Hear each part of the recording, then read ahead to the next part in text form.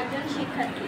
স্বাগতিক উপস্থিত সম্মানিত প্রধান শিক্ষক, সহকারী শিক্ষকবৃন্দ ও আমার ছোট বড় ভাই ও বোনদের আমার পক্ষ থেকে জানাই সালাম। আসসালামু আলাইকুম। আজকের এই গুরুত্বপূর্ণ মুহূর্তে আমি জলবায়ু পরিবর্তন এর কারণ ও প্রতিকার সম্পর্কে কিছু কথা বলতে চাই। জলবায়ু পরিবর্তন একটি বৈশ্বিক সমস্যা যা আমাদের সবার জীবনকে প্রভাবিত করছে। জলবায়ু সবাইকে সম্মিলিত পদক্ষেপ নেওয়া প্রয়োজন। এর মধ্যে কিছু প্রতিকার হলো অধিক পরিমাণে বৃক্ষরোপণ করতে হবে, জীবাশ্ম জ্বালানির ব্যবহার কমাতে হবে, শিল্প কারখানার দূষণ কমাতে কঠোর পদক্ষেপ নিতে হবে, সবাইকে জলবায়ু পরিবর্তন সম্পর্কে সচেতন করতে হবে, নিজেও সচেতন হতে হবে।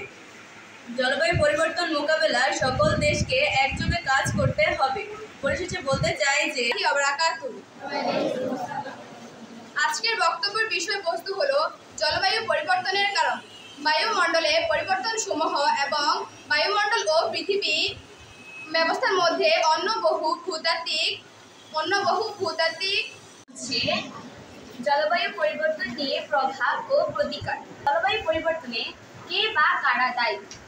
পরিবেশ বিজ্ঞানীদের মতে জলবায়ু পরিবর্তনের সবচেয়ে বেশি দায়ী হচ্ছে উন্নয়নশীল এবং উন্নত রাষ্ট্র।